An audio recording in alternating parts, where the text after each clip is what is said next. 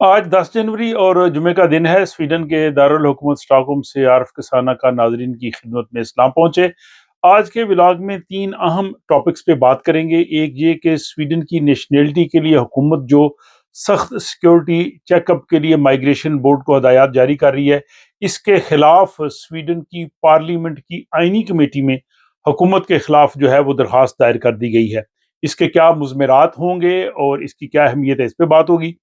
دوسرا، صحت کے حوالے سے سویڈن میں ایک بہت زبردست تحقیق ہوئی ہے، جس میں جن لوگوں کو نروز کی یا سوزش کی پرابلم ہوتی ہے، اس کا اب علاج جو ہے وہ کافی آسانی سے ممکن ہو سکے گا۔ اس کی تفصیل میں آپ کے سامنے رکھوں گا۔ اور تیسرا بھی امیگریشن سے ہی متعلقہ ہے۔ سویڈن کے مائیگریشن کے وزیر نے آج کچھ اعداد و شمار بتائے ہیں کہ کتنے لوگوں نے یہاں پہ جو ہے وہ اسائلم لیا یا کتنے لوگ یہاں پہ آئے، اور کتنے لوگوں کو جو ہے وہ یہاں پہ رہنے کی اجازت ملی، اور ساتھ ہی انہوں نے جو لوگ ورک پرمٹ پہ آئے ہیں ان کی نیشنلٹی کے حوالے سے بھی کچھ بات کی ہے۔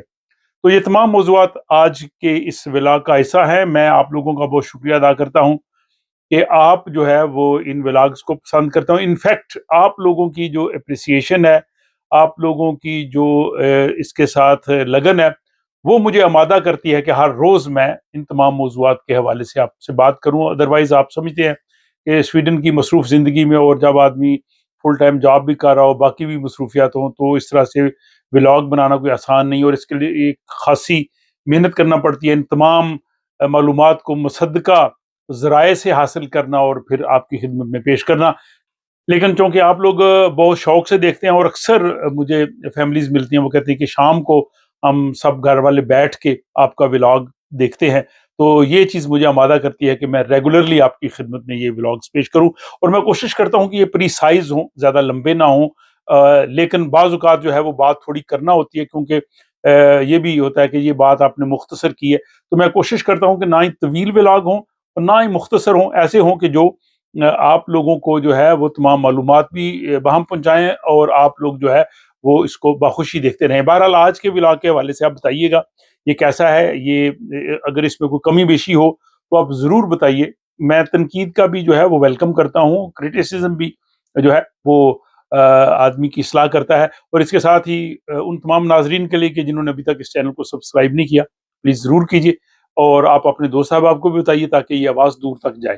تو جیسا کہ کل آپ نے 9 جنوری کا میرا ولاگ ملاحظہ کیا، سویڈن کے جو مائیگریشن کے وزیر ہیں جان فرشل، انہوں نے پریس کانفرنس کی، اور اس کے بعد جسٹس ڈپارٹمنٹ نے وہ تمام تر تفصیلات اپنی جو ہوم پیج ہے اس پہ لگائی کہ سویڈن کی جو مائیگریشن ایجنسی ہے، اس کو کہا جا رہا ہے کہ سیکیورٹی چیک کے لیے سخت طریقہ کار اپنایا جائے، اور اگرچہ اس میں تاخیر ہوتی ہے تو ہوتی رہے، لیکن یہ جو ہے وہ نیشنلٹی کے حوالے سے جو ہے وہ سخت پالیسی اپنائی جائے۔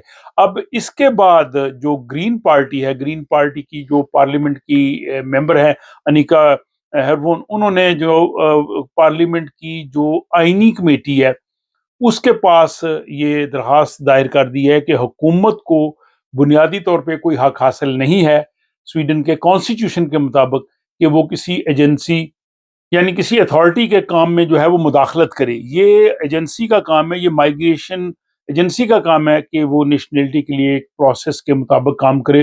حکومت اس کے کام میں مداخلت نہیں کر سکتی، اور یہ ایک طرح سے سمجھیں کہ ایک آئینی اور کانسٹیٹیوشنل بنیادوں پہ انہوں نے یہ جو ہے وہ بات کی ہے۔ اور جو سویڈن کا جو قانون ہے، سویڈن کا جو آئین ہے، یہ مسلم ہے، اور اس کی خلاف ورزی حکومت بھی نہیں کر سکتی۔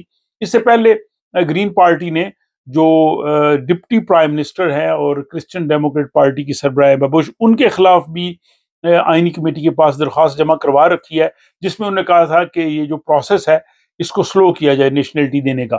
تو یہ اب دوسری اپلیکیشن جو ہے وہ ان کے پاس جا رہی ہے، اور یہ ایک طرح سے ایک کانسٹیٹیوشنل اپلیکیشن ہے۔ اب دیکھیں گے کہ جو پارلیمنٹ کی کمیٹی ہے وہ اس پہ کیا فیصلہ کرتی ہے، لیکن حکومت کی دوسری طرف دلیل یہ ہے کہ موجودہ حالات میں خاص طور پر جو سویڈن کی سیکیورٹی کا جو معاملہ ہے، اس کے لیے ضروری ہے کہ سیکیورٹی چیک جو ہے اس کو مزید سخت کیا جائے، اور اس کے ساتھ جو مائیگریشن کے جو منسٹر ہیں یون فوشل، ان کی جو ترجمان ہے ڈینیلرس، انہوں نے یہ کہا ہے کہ اضافی اقدامات سے کئی لوگ متاثر ہو سکتے ہیں، لیکن یہ سویڈن کی جو سلامتی ہے اس کے لیے ضروری ہے۔ اور آج دوبارہ مائیگریشن کے جو منسٹر ہیں जॉन फोशल, उन्होंने जो प्रेस कॉन्फ्रेंस की है उसमें उन्होंने कल की अपनी प्रेस कॉन्फ्रेंस की थोड़ी वजाहत की है कि जो लोग वर्क परमिट पे स्वीडन पे आए हैं उनके लिए जब वो नेशनलिटी के लिए अप्लाई करेंगे तो उनको कोई मसला नहीं होगा। उन्होंने कहा जी कि खसूसी तौर पे जो बाज़ ममालिक हैं जिनके उन्हें कंसर्न्स हैं, जैसे शाम है, इरिट्रिया है, या दीगर इस तरह इराक वगैरह, शायद इन ममालिक से जो लोग आए हैं, ये लोग जब नेशनलिटी के लिए अप्लाई करेंगे तो इनकी सिक्योरिटी चेक बहुत ज़्यादा होगा। लेकिन जो लोग उन ममालिक से आए हैं जहाँ पे ऐसा कोई मसला नहीं है, और खसूसन जो वर्क परमिट पे आए हैं या जो रिसर्चर्स आए हैं, जब वो नेशनलिटी के लिए अप्लाई करेंगे तो उनको किसी किस्म की परेशानी का सामना नहीं करना पड़ेगा। तो बहरहाल ये जनाब हुकूमत का मौक़िफ़ था, और साथ ही जो ग्रीन पार्टी ने हुकूमत के खिलाफ जो कॉन्स्टिट्यूशन कमेटी के पास अपनी दरखास्त दी है वो भी मैंने आपको बताया। अब आप नाजरीन बता सकते हैं कि क्या हुकूमत का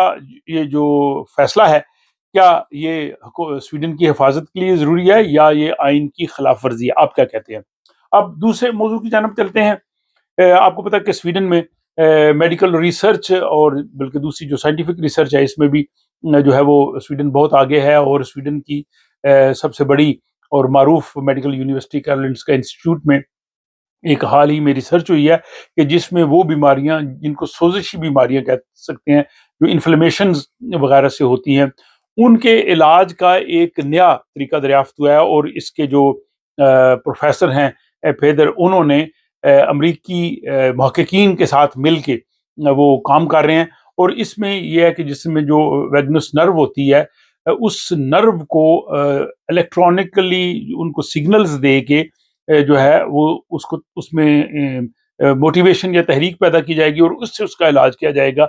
यानी ऐसे समझ लें कि जैसे पेस मेकर होता है, इस तरह का कोई डिवाइस बनाएंगे और वो नर्व जो है उसको वो तहरीक देंगे, और उसको तहरीक देने से फिर ये होगा कि उसमें जो है वो सोजिश जो है वो कम होगी।